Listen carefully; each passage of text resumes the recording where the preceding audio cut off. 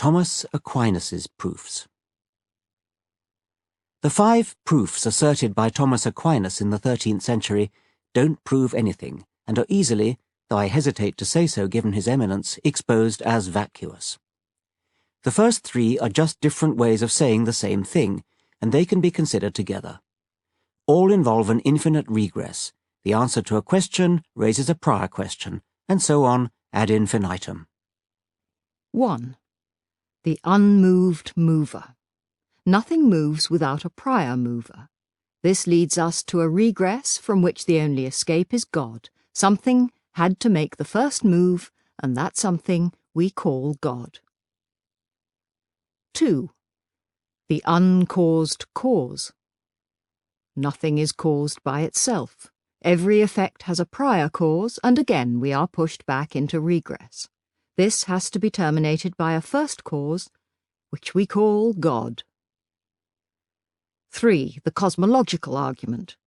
There must have been a time when no physical things existed, but since physical things exist now, there must have been something non-physical to bring them into existence, and that something we call God. All 3 of these arguments rely upon the idea of a regress and invoke God to terminate it. They make the entirely unwarranted assumption that God himself is immune to the regress. Even if we allow the dubious luxury of arbitrarily conjuring up a terminator to an infinite regress and giving it a name, simply because we need one, there is absolutely no reason to endow that terminator with any of the properties normally ascribed to God: omnipotence, omniscience, goodness, creativity of design, to say nothing of such human attributes as listening to prayers, forgiving sins, and reading innermost thoughts. Incidentally, it has not escaped the notice of logicians that omniscience and omnipotence are mutually incompatible.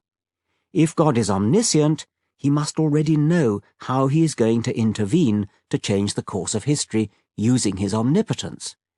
But that means he can't change his mind about his intervention, which means he is not omnipotent. Karen Owens has captured this witty little paradox in equally engaging verse. Can omniscient God, who knows the future, find the omnipotence to change his future mind? To return to the infinite regress and the futility of invoking God to terminate it, it is more parsimonious to conjure up, say, a Big Bang singularity or some other physical concept as yet unknown. Calling it God is at best unhelpful and at worst perniciously misleading. Edward Lear's nonsense recipe for crumboblious cutlets invites us to procure some strips of beef, and having cut them into the smallest possible pieces, proceed to cut them still smaller, 8 or perhaps 9 times. Some regresses do reach a natural terminator.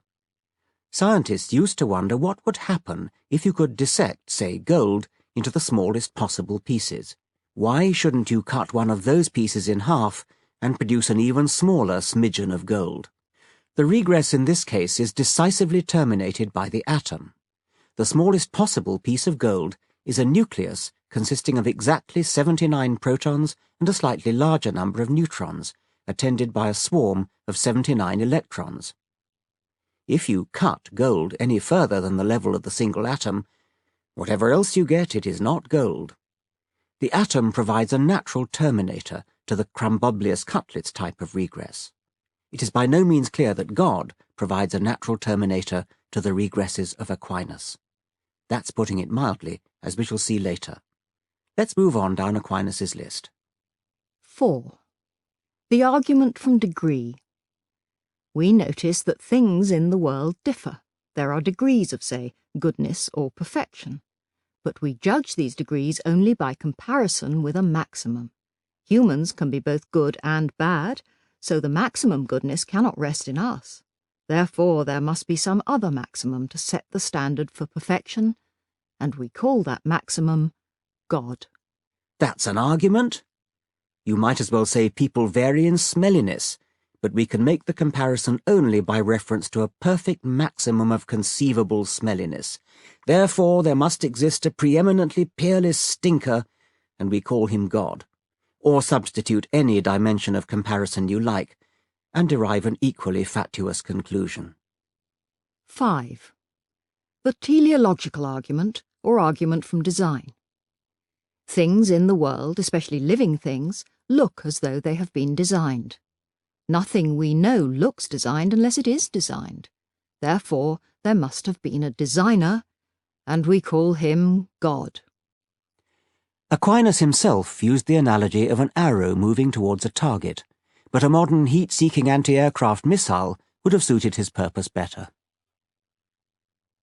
The argument from design is the only one still in regular use today, and it still sounds to many like the ultimate knock-down argument. The young Darwin was impressed by it when, as a Cambridge undergraduate, he read it in William Paley's Natural Theology. Unfortunately for Paley, the mature Darwin blew it out of the water. There has probably never been a more devastating rout of popular belief by clever reasoning than Charles Darwin's destruction of the argument from design.